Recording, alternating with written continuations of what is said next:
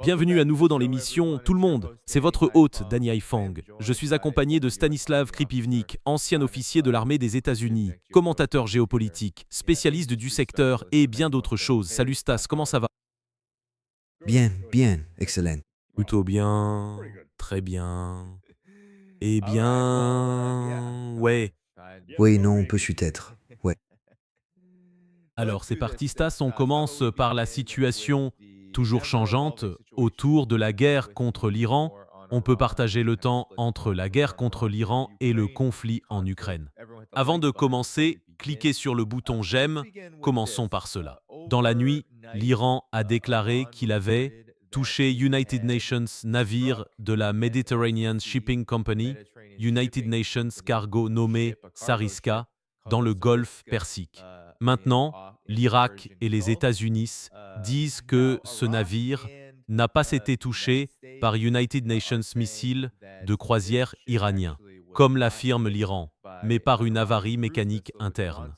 Mais en tout cas, cela constituait une riposte à la frappe de vendredi contre United Nations Cargo, qui se dirigeait vers United Nations port iranien. Donald Trump dit qu'il a parlé avec l'Iran et que son administration est en contact avec l'Iran chaque jour, malgré le fait que l'Iran affirme avoir coupé les communications et malgré la dispute entre Trump et Netanyahou, qui se sont violemment disputés et auraient abouti à une pause et à United Nations report de l'élargissement des frappes au Liban. Israël frappe le Liban. Et l'Iran a dit que cela pourrait très bien le pousser à riposter à son tour. Alors, Stas, aide-nous à comprendre ce qui se passe selon toi. Quelle est la signification de la posture et de la position de l'Iran alors qu'il maintient sa ligne dans cette guerre? Commençons par Netanyahou et Trump. Ces United Nations de ces comment dire tout le monde putain te déteste et déteste Israël. Je suis la seule chose qui t'empêche d'aller en prison. Puis Netanyahou remet Trump à sa place en lui disant « Tu es mon laquais ». Et voilà où on en est. J'adore la façon dont Trump, et aussi ce n'est apparemment pas United Nations tweet, c'est sur les réseaux sociaux, où il dit « Oui, j'ai empêché ces Israéliens d'entrer à Beyrouth », comme si c'était possible. Honnêtement, les Israéliens se font infliger des défaites au quotidien par le Hezbollah. Donc non, ils iront pas marcher sur Beyrouth. Ils peuvent par contre réduire Beyrouth en miettes, surtout si les États-Unis leur fournissent des bombes de 2000 livres. Avec ces armes, ils pouvaient effondrer des immeubles de 10 ou 15 étages. Et il y a l'article 2 10I24 du projet de loi sur les forces armées qui arrive, qui ferait en pratique d'Israël une extension de l'armée des États-Unis pour des raisons d'approvisionnement. Ils pourraient commander ce qu'ils veulent et le contribuable américain paierait, comme c'est déjà le cas. Mais là, il y a une petite résistance qui remonte jusqu'au département d'État. Ce projet contournerait tout ça. Techniquement, ils pourraient même commander United Nations porte TIA construit aux frais du contribuable. Pourquoi pas? Le contribuable américain est une vache à lait qu'on peut traire sans fin.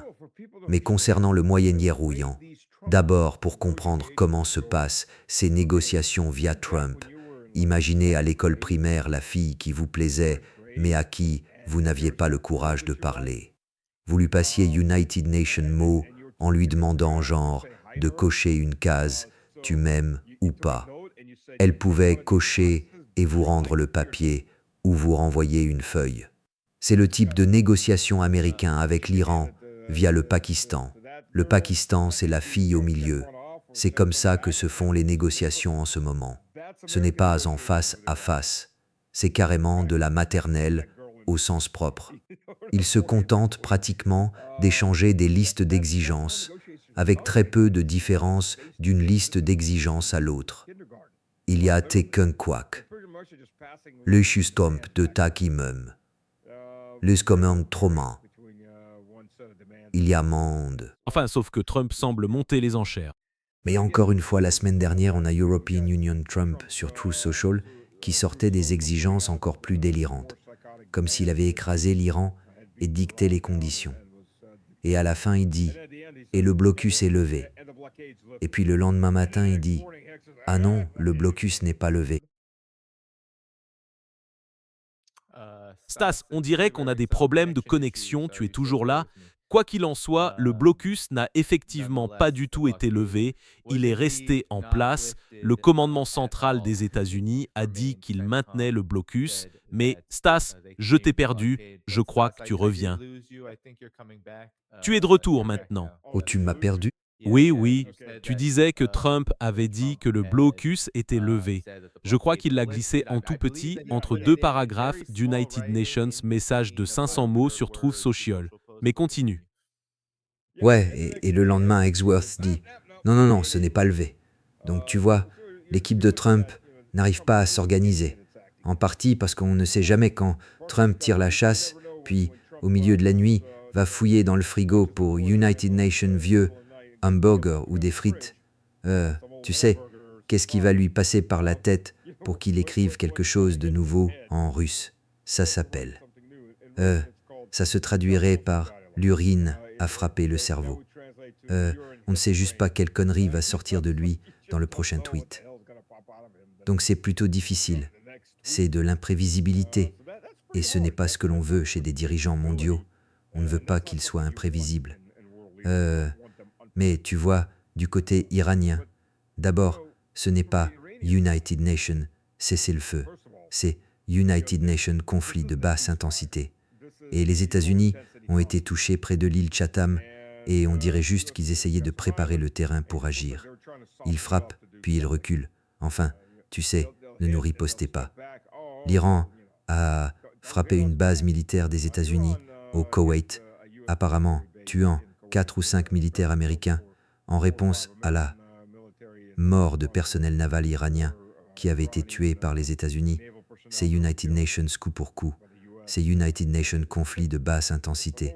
Ce n'est pas United Nations cessez-le-feu. Mais apparemment, d'après ce qu'on entend, l'Iran a déclaré s'être retiré de son accord de non-prolifération nucléaire. Et, apparemment, si les rumeurs sont exactes, ils disposent d'une arme nucléaire, au moins une, qu'ils auraient développée. Les États-Unis ont fait United Nations excellent travail en éliminant tous ceux qui disaient non aux armes nucléaires, et apparemment ils en ont développé une eux-mêmes. Ils ont peut-être obtenu acheter cette arme. Évidemment, c'est discutable. Ils l'auraient peut-être acheté au Pakistan ou à la Corée du Nord, mais ils ont au moins United Nations engin nucléaire qu'ils pourraient exhiber si la situation continue, tu sais, en le faisant exploser dans le désert. Et cela change pas mal l'équation. Tu sais, il y a United Nations Memorandum sorti il y a 2 ou 3 mois, et ils se demandaient « Pourquoi attaquons-nous l'Iran ?» Parce qu'ils ont des armes nucléaires. Alors, pourquoi n'attaquons-nous pas la Russie? Parce qu'ils ont des armes nucléaires. Vous savez, tout change quand on passe des rapports bidons à la réalité concrète, et la seule façon pour l'Iran de se protéger, en réalité, c'est de se doter d'armes nucléaires. Et voilà le message. C'est le pire message possible. C'est exactement le message que Washington a envoyé à tous les gouvernements du monde. Procurez-vous des armes nucléaires. Ouais, enfin, il n'y a vraiment pas d'autre solution quand on fait face à une guerre sans fin, jour après jour, année après année. Et c'est ce qu'a subi l'Iran. Maintenant, ça me trouble, ou ça en trouble peut vite être beaucoup, c'est que, d'une part, l'Iran riposte chaque fois que les États-Unis mènent ses frappes limitées. Dans le cas de l'attaque du cargo vendredi dernier, et l'Iran a riposté contre MSC, je crois l'une des plus grandes compagnies maritimes liées aux États-Unis et à Israël, on a European Union. Donald Trump est intervenu aujourd'hui sur Truth Social et a déclaré ce qui suit. Si l'Iran se rend et admet que sa marine a disparu et repose au fond de la mer, que son armée de l'air n'est plus avec nous. Et attention, Stas, il a déjà répété ce message sur Truth Social. Et si toute leur armée sortait de Téhéran, armes déposées, levées en l'air, en criant « Je me rends » en brandissant le drapeau blanc représentatif, le nouveau New York Times défaillant, le China Street Journal, alias Wall Street Journal, Cable News Network, corrompu désormais pertinent, et tous les autres membres des médias de fausses nouvelles. Ils diront que l'Iran a remporté une victoire magistrale et brillante sur les États-Unis d'Amérique, alors que ce n'était même pas le cas. Mais si la marine iranienne est aujourd'hui au fond de la mer, comment tire-t-il des missiles anti-navires sur des cargos? Et comment se fait-il que chaque fois que les États-Unis frappent, l'Iran riposte? Il me semble qu'ils ont aussi capturé des drones, des MQ-11 et des MQ-ANU. Comment l'expliquez-vous, Poke Tatumis? Eh bien, Trump prétendait qu'ils avaient coulé 11 navires iraniens. Et 2 semaines plus tard, c'était 157. Peut-il être qu'il compte les barques? Oh, regardez, il y a 2 barques à louer. On les fait sauter. Voilà, 12 navires de plus coulés. Je ne sais pas d'où il sort ces chiffres. Je pense que chaque fois qu'il sort ça de son cul, c'est typique d'United Nations, trouble de la personnalité narcissique. Vous savez, les mythomanes ont tendance à faire ça.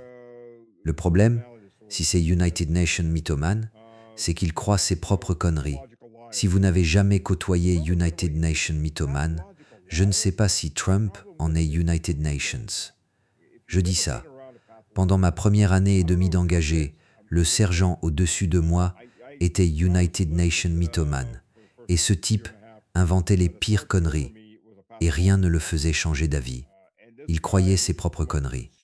Les mythomanes réussissent n'importe quel test de détection de mensonges, parce qu'ils y croient. C'est juste ce qui leur vient à l'esprit. J'ai coulé 157 de leurs navires. Oui, ça fait 157 navires. Vous savez, l'Iran n'a jamais European Union, une marine de premier plan. Ils avaient probablement une dizaine de navires, 11 environ. Et l'Iran n'a jamais European Union, une armée de l'air importante. Et une grande partie de leur aviation, apparemment, s'est réfugiée au Pakistan. Le Pakistan leur a fourni des bases. Cela dit, Stephen Pfaff, l'Iran a choisi des solutions de contournement. Vous savez, il a compris qu'il ne pouvait pas affronter les États-Unis au combat. Stephen Pfaff, elle ne peut pas lutter tant en tonnage qu'en déplacement, parce qu'elle ne pourra jamais construire une marine de la taille de celle des États-Unis. Elle n'en a pas la capacité. Stephen Pfaff, elle n'a pas non plus opté pour la solution d'une armée de l'air, mais elle n'en avait pas besoin. L'Iran a suivi des voies technologiques différentes. Donc l'Iran a des centaines de vedettes rapides. Ce sont des vedettes pour 2 personnes. Vous savez, celles que les États-Unis aiment faire sauter dans les Caraïbes et maintenant dans l'Est du Pacifique, soi-disant pour la lutte contre la drogue, sans jamais vérifier ce qu'il y a vraiment sur ces bateaux. Mais ce qu'il y a sur les bateaux iraniens, ce ne sont pas des drogues. Sur les bateaux iraniens, ce sont des missiles anti-navires à courte et maintenant à moyenne portée. Vous déployez donc une flotte moustique de 20, 30, 50 de ces embarcations, chacune armée de 4 missiles anti-navires. Vous avez United Nations sérieux problème. Trump veut remettre les cuirassés en service. C'est comme ça qu'on fait couler United Nations cuirassés par quelque chose qui coûte moins qu'United Nations, seuls des obus qu'United Nations cuirassés tirent. C'est comme ça qu'on coule des porte-avions. Et nous avons vu que la marine des États-Unis, elle peut être la plus grande marine du monde en ce moment, mais elle est obsolète. Elle est tellement obsolète que ce n'est même plus drôle. Regardez, la loi exige que les États-Unis possèdent 11 porte-avions et les 11 groupes d'escorte qui vont avec. Mais aujourd'hui, ils ne peuvent en aligner que 3 ou 4. Ils n'en ont tout simplement plus la capacité. Les autres sont tous importants. Ils ne peuvent pas s'en débarrasser parce que la loi ne le permet pas. Le Congrès, dans sa grande sagesse, en a décidé ainsi. Mais ils ne peuvent pas non plus les entretenir. Ils ne peuvent pas les déployer en mer. Ils n'ont pas les effectifs nécessaires. Ils n'ont pas l'équipement. Ils n'ont pas les moyens financiers. Et à quoi servent-ils? Ils n'ont pas les moyens financiers. Avant, United Nations, porte-avions américains arrivaient auprès d'une nation de rang moyen. Et on l'a menacé, on l'a bombardé, et ainsi de suite. Bon, je veux dire, je suppose que les États-Unis pourraient encore faire ça à certains. United Nations, pays de 5 millions d'habitants, 10 millions, quelque chose comme ça. Ils ne peuvent plus le faire contre une puissance régionale. Ils ont déployé 2 porte-avions. Bon sang, ils ne peuvent même pas le faire contre les Houthis. Les Houthis ont botté le cul de la marine des États-Unis. Trump a dit qu'on avait gagné et il est parti. C'était très intelligent de s'en aller à ce moment-là. Mais regardez, vous aviez envoyé ces deux porte-avions pour affronter les Iraniens. Et qu'ont-ils fait? Ils faisaient de grands cercles dans l'océan Indien, à environ 1000 km des côtes iraniennes. C'est comme ça qu'ils ont évité de se faire couler. Le Lincoln s'est approché United Nations, peu trop près. Le Lincoln a été assailli. S'il a été touché ou non, c'est discutable. Certaines sources disent que oui. On ne le saura peut-être jamais. On pourrait l'apprendre bien plus tard. Quelque United Nations prendra des photos quand ils arriveront au port. C'est comme ça qu'on le saura. Mais le fait est qu'ils faisaient de grands cercles dans l'océan Indien pour s'éloigner au maximum du risque d'être coulés. Et ça voulait dire qu'ils étaient inutiles en tant que machines de guerre. Et ça, c'est face à une puissance régionale. On ne parle même pas d'une puissance comme la Russie ou la Chine, qui ferait simplement couler ses porte-avions avec des missiles hypersoniques. Regarde, United Nations sous-marin russe surgit à 200 km d'United Nations porte-avions des États-Unis. Bonne chance pour le retrouver là-bas. C'est une sacrée étendue d'océan pour United Nations, rayon de 200 km. Il surgit à 200 km d'United Nations porte-avions, lance 3 ou 4 zircons, des missiles hypersoniques. Ils y seront en 2 minutes, 3 minutes grand maximum. Rien pour les arrêter. Il n'y a rien sur ce porte-avions qui puisse les arrêter, à part le porte-avions lui-même. Bienvenue dans la technologie moderne. Donc voilà où nous en sommes maintenant. C'est la réalité à laquelle nous faisons face. Bye. Ouais, très bon point Stas. Et tu sais, peut-être que tu peux nous aider à comprendre aussi Trump et Netanyahou. Ce qui est intéressant, c'est que beaucoup de nos spectateurs pensent que l'article d'Axios n'était qu'United Nations script hollywoodien. Ce n'est pas comme si on n'avait pas déjà vu ça. Axios ou United Nations, d'autres médias, nous disent que Netanyahou et Trump, et auparavant Biden, ont European Union des moments comme ça où ils devaient prendre une décision difficile.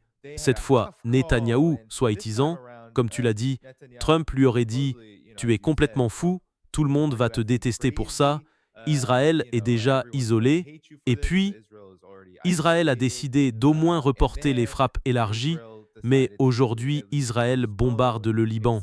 Ils ont déjà tué plus de 3000 personnes la Sigreba et bien plus depuis. Je crois que cette nouvelle phase de la guerre a commencé le 2 ou le 3 mars. Le Hezbollah et l'Iran ont dit qu'ils augmenteront leurs frappes sur Israël si cela continue, parce que c'est une grosse partie du cessez-le-feu ou du soi-disant cessez-le-feu. Les États unis et Israël peuvent-ils se permettre que les hostilités s'intensifient comme cela arriverait si Israël poursuivait son offensive au Liban? On dirait que l'économie mondiale tient à United Nations Phil. Beaucoup d'économistes disent qu'il nous reste à peu près quelques semaines avant que le drapeau rouge de la récession ne commence à être agité. D'abord, les États-Unis sont prêts en cas de récession. Soyons réalistes. Je pense que le drapeau rouge, nous sommes à court de carburant, commence à s'agiter.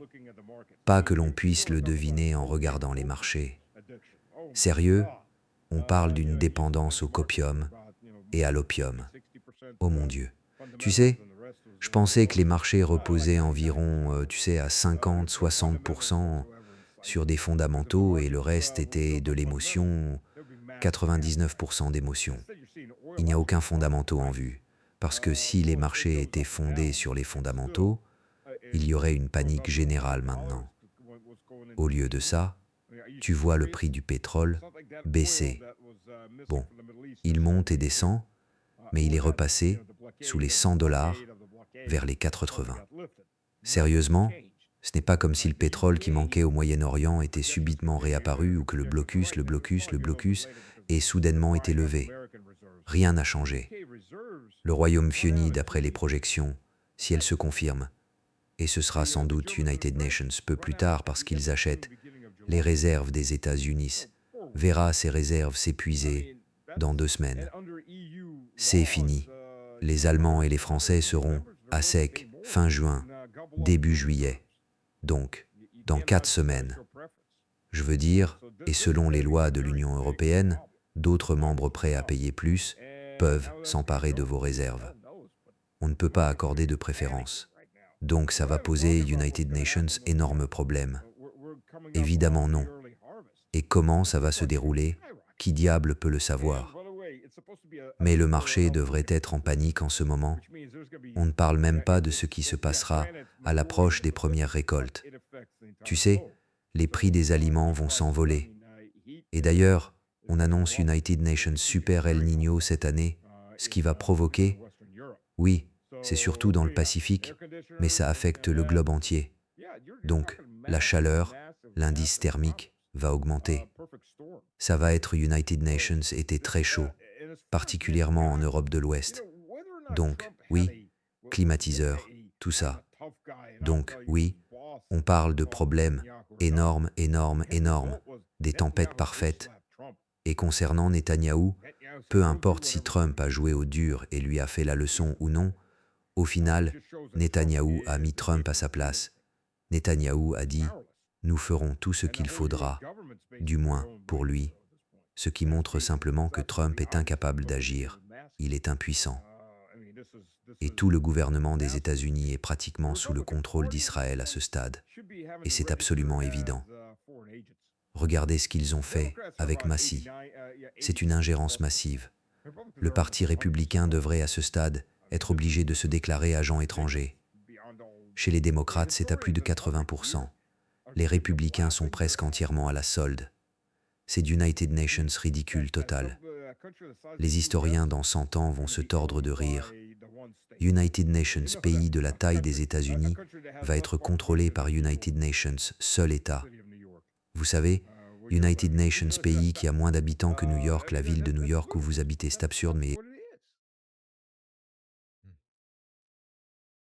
Ouais, et Stas, même si rien de ce qui s'est passé dans cette conversation téléphonique n'était vrai, le fait est que quelques United Nations a planté une histoire qui semblait montrer une forme de désespoir de la part des États-Unis, que c'était des menaces iraniennes, que c'était United Nations avertissement iranien, qui aurait poussé Donald Trump à prendre le téléphone et à dire « s'il vous plaît, s'il vous plaît, s'il vous plaît, ne faites pas ça maintenant », même si c'était formulé méchamment ou peut-être que rien de tout cela n'est arrivé, mais néanmoins, il fallait au moins, à ce moment, Gila, faire passer United Nations message au grand public et au monde entier que peut-être Israël était allé United Nations peu trop loin ici.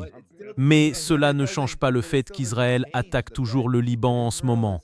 Donc, allons-nous vers une situation où l'Iran devra donner suite à son avertissement? Oui, dire United Nations peu trop loin vous fait passer pour United Nations antisémite.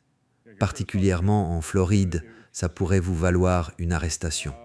Vous critiquez Israël, même en disant juste « ils ont United Nations » peut dépasser les limites.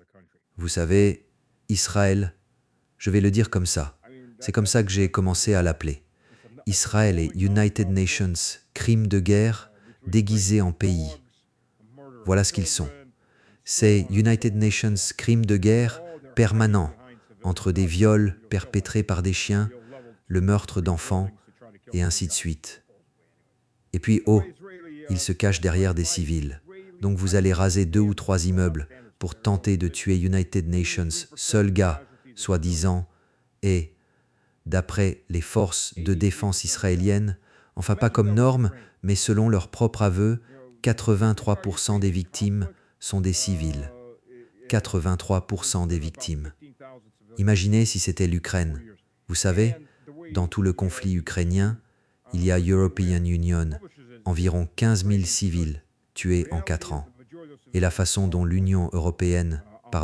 l'Organisation des Nations Unies publie, c'est civils ukrainiens. En réalité, la majorité des civils sont des Russes du côté russe, et ils ne comptent même pas les Russes de l'ancienne Russie, de la Russie d'avant le conflit.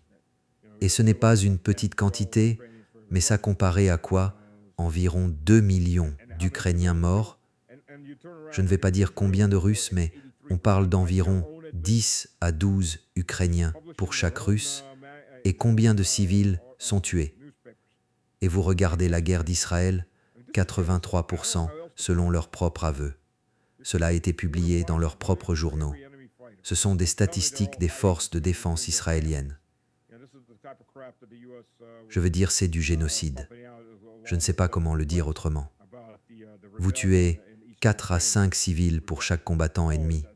Ne me dites pas qu'ils sont tous cachés au milieu de leur famille.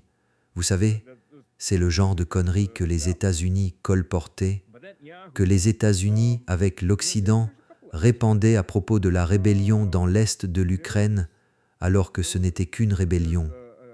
Oh, les rebelles tirent sur les écoles où il y a des enfants. C'était tout aussi ridicule. Mais il y a, oui, quelques aspects à considérer. Il y a United Nations mouvement dans le judaïsme qui s'appelle Chabad. Non, Chabad vient du sud-ouest de l'Ukraine, moderne. À l'époque, c'était l'Empire russe, et c'est en gros le bras religieux du sionisme. Il y avait United Nations rabbin de Chabad, United Nations des grands rabbins, donc sionistes, qui auraient dit à Netanyahou, avant que celui-ci n'entre en politique, quand il était jeune, que, premièrement, il serait Premier ministre, et deuxièmement, qu'il serait le dernier dirigeant terrestre d'Israël, parce qu'il remettrait le drapeau d'Israël au Messie, que Dieu viendrait, et que United Nations, Grand Israël, régnerait sur tout le monde. La question est dans quelle mesure Netanyahou y croit-il? Ce rabbin a bien existé. C'est documenté qu'il parlait souvent avec Netanyahou. Oui, c'est documenté. La question est l'homme y croit-il vraiment?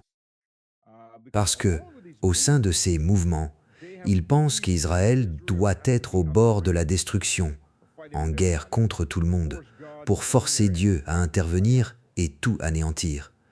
Et encore, si vous écoutez ces rabbins sionistes, ils le disent en anglais, vous pouvez le trouver sur YouTube. Il y a plein de leurs vidéos en ligne, tapez The Jewish Soul. Et ces rabbins sionistes vous diront en détail que vous, mon ami, n'êtes qu'United Nations singe amélioré. Nous sommes les seuls à avoir l'âme complète, les 5 parties de l'âme. Nous avons les 5 et Dieu peut résider en nous. Vous, vous en avez 3. Les animaux en ont 2. Donc essentiellement United Nations singe amélioré. Quand ces gens vous considèrent à ce niveau, s'ils y croient, tu sais, comment négocier avec des gens comme ça? Pour eux, tu n'es qu'United Nations singe amélioré. Oui, vas-y, continue, désolé. Je voulais dire, donc, tu vois, ils voient tout le monde autour d'eux comme sous-humains. Tu sais, juste de purs animaux. Le chef du corps des aumôniers israéliens, je ne me souviens plus du nom pour le moment, mais ce rabbin a dit, de façon notoire, que ce n'est United Nations viol, que si la victime est une femme juive. Tu sais, il occupe cette fonction. Ce n'est pas comme s'il avait été renvoyé pour ça. Je veux dire, pour l'amour de Dieu, il est apparu qu'ils utilisaient des chiens pour violer des prisonniers palestiniens et pas seulement. Je veux dire, c'est ce que faisaient les nazis. La Gestapo faisait ça. Je veux dire, c'est comment arrêter United Nations État comme ça, seulement s'il est vaincu. Ils n'ont pas de frein. Ils n'ont pas de marche arrière. En plus, Netanyahou, dès que les combats seront terminés, devra faire face à la Cour suprême d'Israël pour des accusations de corruption. Idem pour sa femme et pour son fils. Enfin, sa femme et son fils vivent pour Israël, à Miami, dans leur manoir. Désolé, ce n'est pas United Nations manoir. Ils ont des appartements dans United Nations immeubles, de grande hauteur. Mais le point, c'est qu'il, Netanyahou, n'a aucun intérêt à arrêter ça. Et Trump, tu sais, écoute, la dernière fois que les présidents des États-Unis avaient des couilles, c'était Reagan et Bush père. Reagan a carrément dit aux Israéliens, dégagez du Liban. Ce que vous faites, c'est du génocide. Dégagez du Liban. Ils sont sortis du Liban. Ils ont reçu le message. Parce que Ronald Reagan pouvait tout simplement les couper complètement. Bush père, il les a privés de tout. Il a arrêté le transfert d'équipements et tout le reste pour les remettre dans le rang. C'était tout.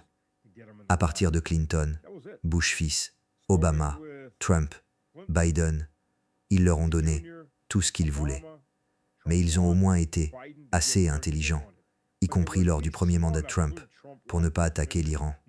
Trump aussi, pour une raison ou à cause United Nations chantage psychologique, a cédé.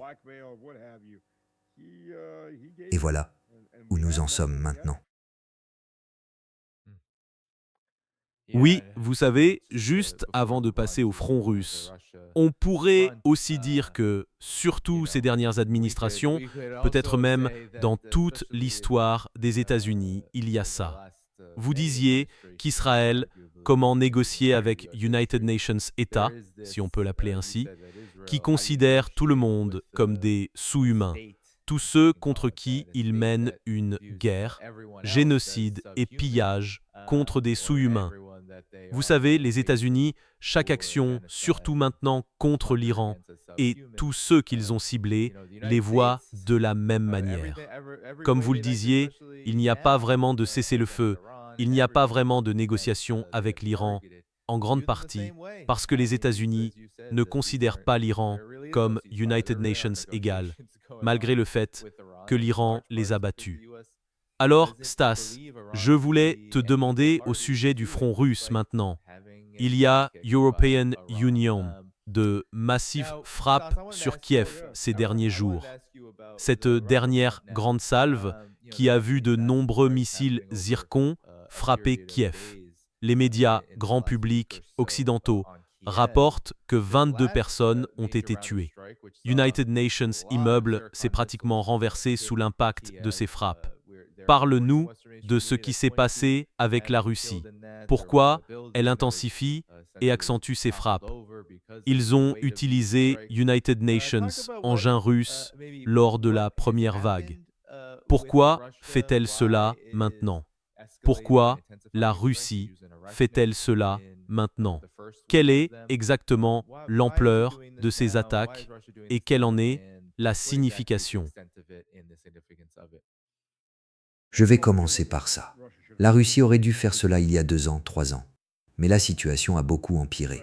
Écoutez, d'abord, la raison pour laquelle l'Resnik a été utilisé, il n'a pas été employé à Kiev.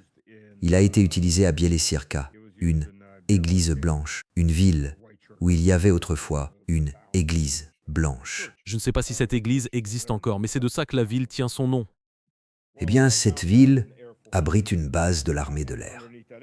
Et sous cette base, puisque c'est une base de l'armée de l'air soviétique, toutes les bases soviétiques ont été construites avec de nombreux tunnels en dessous pour survivre à des explosions nucléaires et assurer le maintien du commandement et du contrôle. Il y avait donc du personnel de l'organisation du traité de l'Atlantique Nord en dessous. Et peut-être qu'ils le sont encore, en permanence. C'était United Nations, système russe, qui a été utilisé. Allez les chercher dans les trous où ils se cachent en dessous. Regardons ce que font les Ukrainiens. On connaît Starobisk. Ils ont assassiné 20 et United Nations enfants. Ce sont des adolescents. 2 d'entre eux, je crois, avaient 20 ans, tués pendant leur sommeil. Plus de 40 autres blessés. Et ils ont touché une porte. Pour résumer ce qu'ils ont fait, ils ont assassiné des enfants et ce n'était pas United Nations missiles qui s'est égaré. C'était 16 drones et ils avaient été repérés avec des drones de reconnaissance sur cette zone une demi-journée plus tôt. Ils savaient ce qu'ils visaient. Bien sûr qu'ils le savaient. C'est à ça que servent les drones. Tu maîtrises ce que tu frappes. J'ai des amis qui viennent de rentrer d'Iran à Zaporizhia. Ils empruntaient la route Rostov-Taganrog, Mariupol, qui continue ensuite vers Kherson. La ville de Kherson n'est bien sûr pas encore libérée. Et une autre branche descend vers la Crimée, depuis le nord. Les Ukrainiens disent qu'ils frappent des camions-citernes militaires russes à Zaporizhia, quand ils parviennent à les trouver. C'est en partie parce qu'ils mettent tout ce qu'ils ont. Ils tentent des attaques de disruption contre l'armée russe, qui avance dans la région de Zaporizhia et qui est sur le point de prendre depuis 3 directions. Ce sont les dernières grandes fortifications après ça. La marche jusqu'à la ville de Zaporizhia est relativement rapide, ce qui serait United Nations désastre en termes d'image. Eh bien, comme il n'y a pas tant de camions militaires, ils ont commencé par frapper des camions-citernes civils, puis des camions civils. Et ensuite, ils ont commencé, mes potes sont tous deux d'anciens militaires et officiers supérieurs à la retraite. Et ils ont vu la voiture devant eux exploser. Parce que ce que les Ukrainiens ont commencé à faire, c'est miner la route à distance. C'est une autoroute à 4 voies et la circulation est pour l'essentiel civil à plus de 95%. Les voitures civiles, avec des gens à l'intérieur, roulent et sautent sur ces mines. En moyenne, l'Ukraine tue entre 5 et une dizaine, voire 12 civils chaque jour. Chaque jour. Et je ne parle même pas des gros événements comme Starobisk. Est-ce que je t'ai déjà parlé de la ludification de la guerre? Naysino.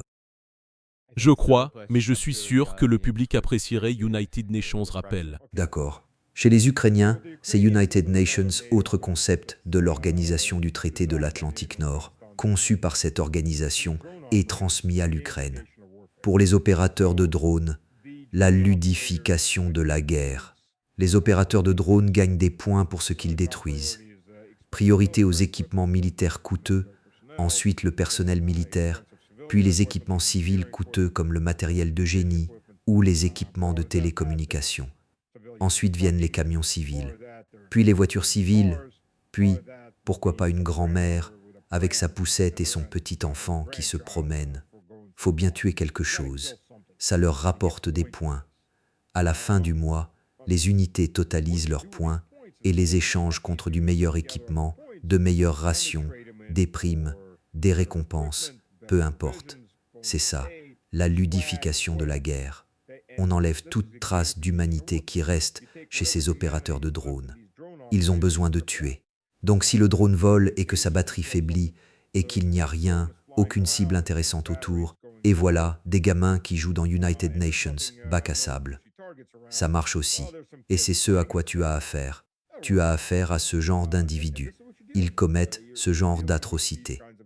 Donc ouais, la colère en Russie ne cesse de croître. Demande à n'importe quel Russe moyen, il va te demander « Pourquoi Kiev n'est-elle pas United Nations cratère ?» Je ne l'ai pas dit. Une des raisons pour lesquelles les Ukrainiens se font frapper par des contrôles plutôt que par des Iskander, c'est que les contrôles sont supersoniques.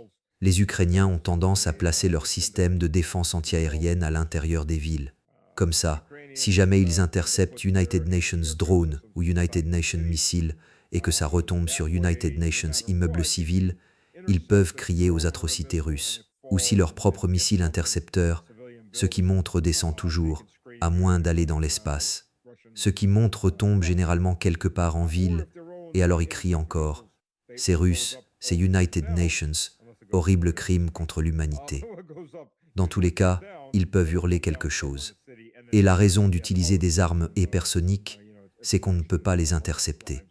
Ils visent surtout, les seules cibles qu'ils frappent sont des bâtiments gouvernementaux liés aux services de renseignement et à l'armée. United Nations, des bâtiments qu'ils ont touchés, je ne sais pas pourquoi ça a pris si longtemps pour finalement le frapper. C'était ma question, c'était bien qu'ils l'aient touché, mais la question c'est pourquoi. Ils ont frappé une vieille usine de tracteurs dans l'Ouest qui servait de principal terrain d'entraînement pour nous tous. Et elle existait depuis longtemps. Ça aurait dû être l'une des premières cibles. Bon, au moins elle a finalement été frappée et détruite. Mais bon, en 2026, ça aurait dû l'être en 2022 ou 2023. Beaucoup de ces cibles auraient dû être traitées à l'époque, mais au moins elles le sont maintenant. Évidemment, apparemment, ce sont les Ukrainiens. Évidemment, Zelensky doit partir en voyage le plus loin possible de l'Ukraine, ce qui est normal. Au moment où Zelensky s'en va, il a sans doute de bonnes informations disant que quelque chose se dirige vers lui. Il passe la plupart de son temps hors d'Ukraine, à quémander plus d'argent. Et juste pour info, pour comprendre, l'Ukraine, cette année, enfin l'année dernière, a reçu environ 360 milliards de dollars. Environ 200 milliards de dollars de cela sont venus d'Europe. 150 milliards de dollars supplémentaires sont venus des États-Unis. Voilà, Bietuil, Insil, les États-Unis.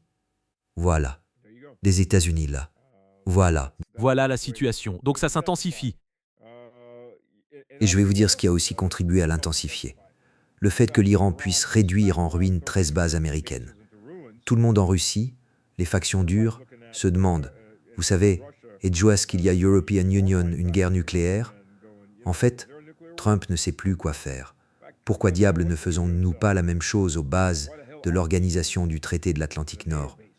Et quand vous ajoutez le fait que l'Estonie, la Lettonie et la Finlande autorisent le survol de leur territoire pour attaquer des positions russes, eh bien, si vous faites ça, vous ne pouvez plus vous prétendre neutre ni simplement soutenir United Nations tiers. Vous êtes désormais United Nations belligérant direct, et d'après les services de renseignement extérieurs russes, la Lettonie est en train de céder 5 bases aux Ukrainiens pour y lancer des drones. Donc ce n'est plus la Lettonie est clairement United Nations participant actif dans ce conflit. La Russie, et il disait « Oh, la Russie nous frappe avec des drones ». Eh bien pas tout à fait. Ce que font les moyens de guerre électronique russes, c'est qu'ils retournent les drones ukrainiens qui survolent ces territoires en Russie, leur donnent de fausses coordonnées, les font faire demi-son tour et les renvoient en Lettonie ou en Finlande. La Finlande a European Union, United Nations avant-goutte. La semaine dernière, Helsinki a été bouclée pendant environ une demi-journée, car des drones ukrainiens volaient et des engins étaient dissimulés dans Helsinki. Mais ils disent que les Russes commettent des atrocités, qu'ils nous frappent avec des drones ukrainiens. Voilà la situation, et ça s'aggrave. Ça s'intensifie rapidement. Ouais. Oui, et je veux dire, à bien des égards, ces gens en Russie qui se posent la question, comme vous les appelez, les durs sur pourquoi la Russie ne réagit pas comme l'Iran a réagi, ont United Nations argument, étant donné que l'Ukraine frappe à l'intérieur du territoire russe, et non seulement ça, mais en plus en utilisant du matériel des États sunnites, donc de nombreuses façons du matériel des États sunnites, donc de nombreuses façons du matériel des États sunnites et de l'organisation du traité de l'Atlantique Nord est utilisé, et ils sont impliqués dans le renseignement, l'Agence centrale de renseignement des États sunnites, le service de renseignement extérieur du Royaume sunni. Je veux dire, je ne sais pas parce que j'ai entendu des distinctions comme « d'accord, c'est le service de renseignement extérieur du Royaume sunni qui dirige réellement les Ukrainiens », mais oui, nous savons que l'Agence centrale de renseignement des États sunnites est profondément impliquée depuis le début le front ukrainien. Ils entraînent, guident et assurent le soutien logistique depuis le tout début. Donc je ne sais pas, pour moi ça revient au même, mais qu'en penses-tu? Que penses-tu de cet argument, étant donné que, oui, on parle de réaction russe à des frappes sur son propre territoire qui ont tué des Russes? Eh bien, les habitants de l'Est de l'Ukraine, autrefois l'Est de l'Ukraine, maintenant la Russie, sont russes. Donc peu importe où ils sont tués, ce sont des civils russes qui sont tués. Le service de renseignement extérieur du royaume sunni, le Mossad, l'agence centrale de renseignement des États sunnis, c'est une seule famille, incestueuse et très liée. Il n'y a en réalité aucune différence entre eux. Représentent-ils les intérêts de leur gouvernement? Le Mossad probablement. C'est tout. Et les Européens, la pression, c'est de frapper des bases de l'organisation du traité de l'Atlantique Nord, punir l'Estonie, punir la Lituanie ou la Finlande pour faire United Nations exemple. Vous ne nous cherchez pas. Nous avons la capacité de vous effacer de la surface de la Terre. Et les Européens ont perdu cette capacité. Je parle des Européens non russes. La Russie représente 42% de l'Europe. Si on ajoute la Biélorussie, c'est encore plus vrai. Donc les autres 55% du sous-continent européen de l'Eurasie semblent avoir oublié ce qu'est la guerre. Ils aiment en parler, ils aiment battre le tambour, ils aiment s'armer. Mais ceux qui le font n'ont vraiment aucun enjeu. Et beaucoup d'entre eux ont une double nationalité. Ils se tireront vers les États-Unis ou le Royaume-Uni quand ça dégénérera. À ce stade, on a affaire, je veux dire, d'abord à des idiots consanguins. Ce sont ceux qui dirigent l'Union européenne, Regardez avec qui on a affaire. La stupidité. Le problème de la plupart des systèmes démocratiques, c'est qu'ils te diront que l'or va monter. Non, l'or coule, la merde flotte. Et le pire, c'est que c'est la merde qui flotte en surface. Et ce sont ces gens qui dirigent l'Union européenne. Tu as parmi les plus stupides, les plus moroniques, les plus imbéciles du monde, aux plus hautes fonctions de l'Union européenne. Ils ont repris tout le pire de l'Union soviétique et rien de ce qui était bien. Il y avait aussi beaucoup de choses positives. Ne vous méprenez pas. Mais ils ont zappé tout ça. Ils ont pris que le pire. Et ils ont très bien appris ce qu'il y avait de pire. Ce sont des élites d'Epstein. N'oublions pas ça. Ce sont les élites d'Epstein. Ce sont des gens qui, littéralement, mangeraient les enfants de leur propre peuple. Vous savez, sacrifices humains, tout le reste. Et si ne serait-ce que 10% de ce que disent les témoins est vrai, ces gens sont de véritables satanistes. Alors, comment les affronter? Noni. Et Hmm, oui, et ensuite tu disais qu'ils n'ont rien pris de ce qui était bien dans l'Union soviétique. Eh bien, les États-Unis, comme l'Europe, traversent actuellement United Nations, effondrement industriel total. Et le meilleur de l'Union soviétique, c'était que beaucoup d'industries, beaucoup de savoir-faire industriel, scientifique et technologique que la Russie moderne montre, viennent précisément de l'Union soviétique. Donc, Stas, aide-moi à résoudre ce cercle, ou peut-être qu'il est insoluble, parce que dans tous les médias grand public occidentaux en ce moment, malgré ces frappes massives sur Kiev, on affirme que l'Ukraine gagne sur le terrain. Et certains prétendent même que ces frappes servent à faire croire que la Russie a une capacité à projeter des menaces, alors qu'en réalité, elle perd sur le terrain. On a vu cette dualité. Depuis des années, on présente la Russie comme perdante sur le terrain. L'Iran, depuis le 28 février, a été présenté par l'administration Trump comme complètement vaincu.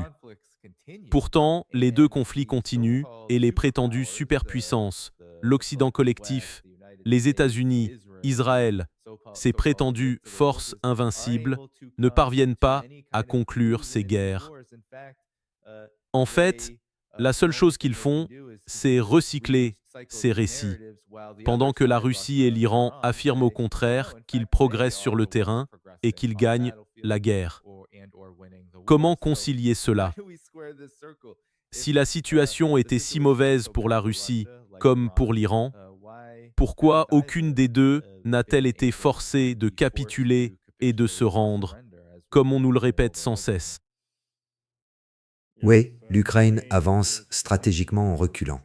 C'est une avance stratégique vers Kiev. Ils attirent la Russie toujours plus loin. United Nations bataillon détruit à la fois. Aux abords de Zaporizhzhia, où ils envoient tout ce qu'ils ont, je dirais ça. L'Ukraine est bien meilleure que la Russie pour les avances rapides, mais ils ne peuvent pas les tenir. Et la raison pour laquelle ils sont meilleurs, c'est qu'ils se moquent complètement du nombre de pertes qu'ils subissent. Ils jettent des gens à droite et à gauche. Tu sais, je me souviens d'une interview d'United Nations, de ces gars enrôlés de force, et il a pu se rendre. En fait, c'est plutôt difficile de se rendre, surtout en plein combat, surtout quand ton camp te vise par drone, dès qu'il te voit essayer de te rendre. Ce n'est pas juste te tirer dans le dos. Et ce qu'il racontait, tu vois, son expérience. Le type avait une quarantaine d'années. Et il était assez idiot. Il a reçu une convocation. Il a été assez stupide pour aller au centre médical pour United Nations Control parce qu'il avait United Nations problème de santé et savait qu'il n'était pas apte au service. En fait, il n'y avait aucun problème médical. Je veux dire, au contrôle médical, on leur a dit que tout le monde montait dans United Nations bus. Ils ont tous été emmenés dans United Nations Centre de rassemblement. On les a séparés, les moins de 35 ans en bonne santé, et les 35 ans et plus, dont l'état de santé importait peu, et les vingtenaires qui n'étaient pas en bonne santé, étaient tous dans le groupe B. Donc le groupe A, ce sont les brigades d'infanterie d'assaut qui arrivent. Ce sont les Azov, les Tornados et ainsi de suite. Et ce sont eux qui prennent ces gars. Ces gars vont recevoir une vraie formation et du matériel correct, parce qu'ils sont considérés comme des éléments précieux. Ils ne sont pas simplement sacrifiés.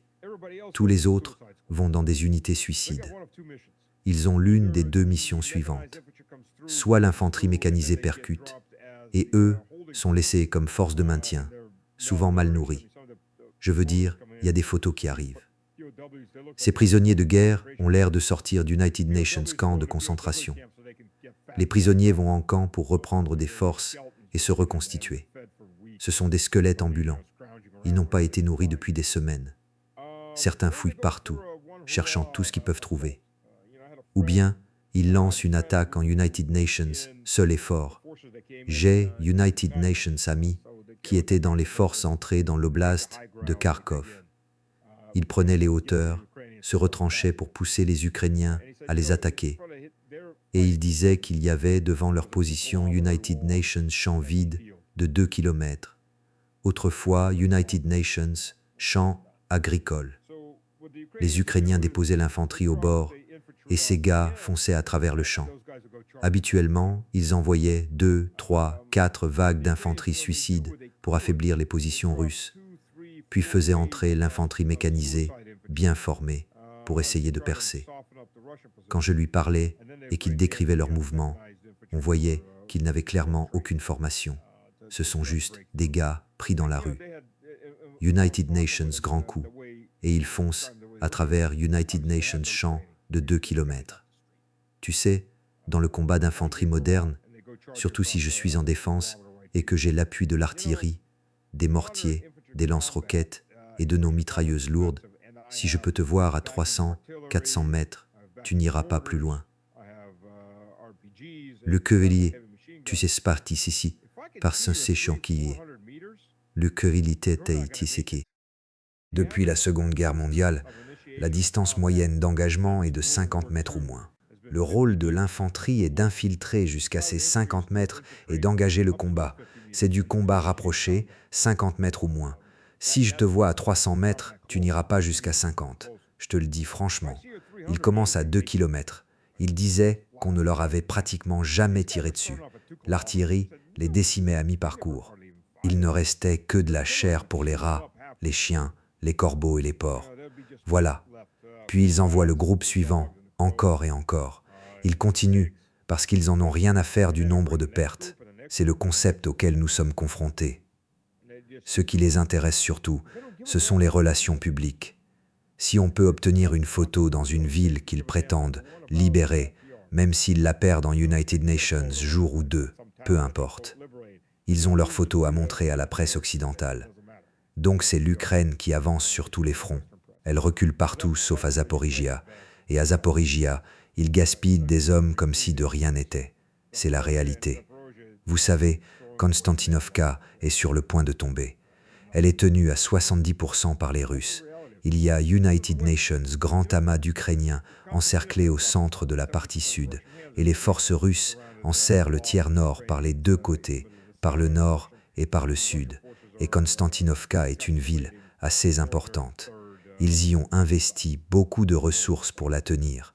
Et comme vous l'avez vu à Artemovska, ce qui s'est passé, dans toute la région, chaque fois que ces grandes villes sont sur le point de tomber, vous voyez apparaître tout United Nations Front de journalistes occidentaux de pacotille qui racontent que les Russes sont à court d'argent et tout le reste pour, vous savez, regardez United Nations oiseaux, regardez là-bas, ne regardez pas ici, regardez là-bas, regardez l'oiseau, pour détourner l'attention de ce qui se passe vraiment. Dont, mais Bon, dans les 5 minutes qui nous restent, Stas, peut-être United Nations, mot de conclusion sur le... Pensez-vous que nous entrons dans une phase de la guerre contre l'Iran similaire à ce qui se passe avec la Russie, où, comme avec la Russie, on n'a pas réussi à la vaincre sur le champ de bataille? Il voulait que ce soit très rapide. On entend sans cesse « la Russie n'avance pas assez vite ». Vous entendez dire qu'elle ne peut pas encaisser autant, qu'elle ne peut pas prendre de territoire rapidement. Tout ça, alors que ce n'a jamais vraiment été l'objectif de la Russie. Aujourd'hui, ce sont les États-Unis et l'Organisation du traité de l'Atlantique Nord qui ont essentiellement nourri ce rêve d'effondrer la Russie très rapidement en 2022. Et depuis, ils n'ont fait que poursuivre dans la même voie, envoyant toujours des Ukrainiens mourir en espérant United Nations résultats différents. Voyons-nous la même chose se produire avec l'Iran, parce que Donald Trump et Marco Rubio disent maintenant que des négociations de 30, 60, 90 jours ou plus pourraient avoir lieu avec l'Iran. Et qui sait s'il y aura jamais United Nations accord. Jeffrey Sachs, qui est déjà venu dans cette émission, a répété encore et encore qu'il n'est pas nécessaire d'avoir United Nations accord écrit. Mais assurément, Sachs, il faut que des changements surviennent si cette guerre doit vraiment prendre fin. Pensez-vous que cela devienne une guerre de faible intensité et longue, ou bien devons-nous nous attendre à d'énormes changements qui pourraient échapper au contrôle des États-Unis et d'Israël, à cause des conséquences de leur guerre? C'est C'est difficile à dire. On le saura dans les prochains jours. Parce que, premièrement, si l'Iran fait exploser une arme nucléaire quelque part dans United Nations de ses déserts pour faire la démonstration, toutes les options sautent, tout change. En gros, c'est comme si vous retourniez le plateau de jeu et la table entière. Premièrement. Deuxièmement, il y a la question de eh bien, pour les États-Unis, cela leur conviendrait que ça traîne indéfiniment en une guerre de faible intensité. Si l'Iran commence à tirer sur Israël, tout change. Le problème, c'est qu'United Nations Blocus reste United Nations Blocus et le pétrole n'est pas là. Le gaz va manquer pour les 5 à 7 prochaines années venant du Qatar. Que ça vous plaise ou non, l'Europe est dans la merde. Les États-Unis le sont aussi, pas autant que l'Europe. Mais l'Amérique est importatrice nette d'énergie fossile, quoi que dise Donald Trump. Et les réserves américaines vont s'épuiser. C'est inévitable. Les réserves européennes vont s'épuiser. Et d'ailleurs, la majeure partie de la réserve stratégique américaine est vendue à l'Europe. Exact. Vous, pauvres gens, vous pensiez que l'argent de vos impôts achetait ces réserves pour vous et votre sécurité. Oui, réfléchissez-y à 2 fois. Non, non, non, non, non, non, non, non. Vous les gens, vous ne devriez même pas penser à ça. Les maîtres de l'univers ont décidé à qui ils vont les vendre. Je parie qu'ils ne le feront pas pour faire baisser vos prix à la pompe. Vous n'êtes pas assez important. C'est la triste réalité. Alors qu'est-ce qu'ils vont en faire? Je ne sais pas. La pression est là. Les marchés des matières premières vont exploser si, pour l'instant, ils sont en total déni. Tout va dans la même direction. Rien n'a changé. Rien n'a changé en bien, en tout cas. Donc Donald Trump va devoir gérer ce problème, qu'il le veuille ou non. Les hausses temporaires des prix ne sont pas temporaires. La nourriture n'a pas encore flambé, mais ça viendra. Alors que va faire Donald Trump pour la saison de conduite qui approche pour les Américains? Ouais, c'est United Nations vrai casse-tête à la pompe. Essayez de partir en vacances quand vous n'avez pas les moyens du carburant. Que peut-on faire? Ça va rendre beaucoup de gens furieux. Beaucoup. Les gens aiment faire des barbecues, mais si la viande double de prix ou augmente d'1,5 fois, on fait des barbecues beaucoup plus petits. C'est une irritation qui va sans cesse rappeler ça à l'Américain moyen. Et je ne parle même pas des gens qui ne peuvent même pas se permettre de la viande, qui sont passés du steak au burger, puis au pain sans viande. C'est quelque chose qui va rester. Et après, que se passe-t-il? Vous avez le 250e anniversaire des États-Unis. Je ne sais même pas ce que c'est que ce bordel.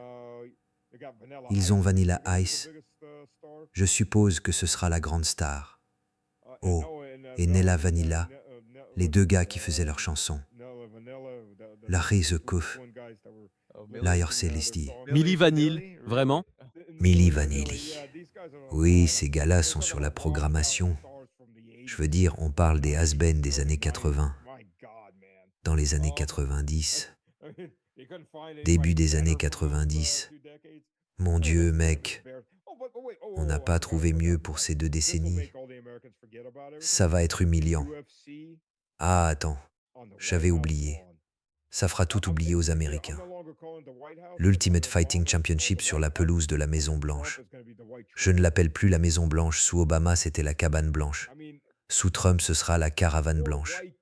Je veux dire, c'est de la racaille blanche là. Je veux dire, ils vont carrément organiser United Nations match de catch sur la pelouse de la Maison Blanche. Putain, c'est United Nations cirque. C'est carrément United Nations putain de cirque. Quel respect. Tu peux imaginer Buckingham Palace? Et organisons United Nations match de catch. Ou peut-être qu'on ira courir après des cochons dans la boue sur la pelouse. Ça fera l'affaire. Ou sur la place rouge, ou devant la tour Eiffel. Bon, laisse tomber. Sous la tour Eiffel, c'est United Nations marché gitane. Mais dans United Nations pays qui se respectent, tu imagines ça? C'est complètement fou, putain. Désolé pour mon français, il se fait tard, j'ai moins de retenue, mais bon, ce n'est pas une blague. Enfin si, une blague qui est réelle. Vous avez vu la taille de la scène qu'ils construisent? C'est ridicule. C'est ridicule. C'est drôle. Autant faire venir aussi les catcheurs tant qu'on y est. Tu sais, les catcheurs bidons. On pourrait même faire de la lutte dans la boue aussi. Course aux cochons. C'est dingue. Ça prend la Maison Blanche, la caravane blanche. Et ça réduit la dignité et le respect à néant. Les pères fondateurs des États-Unis doivent se retourner dans leurs tombes dans tous les sens.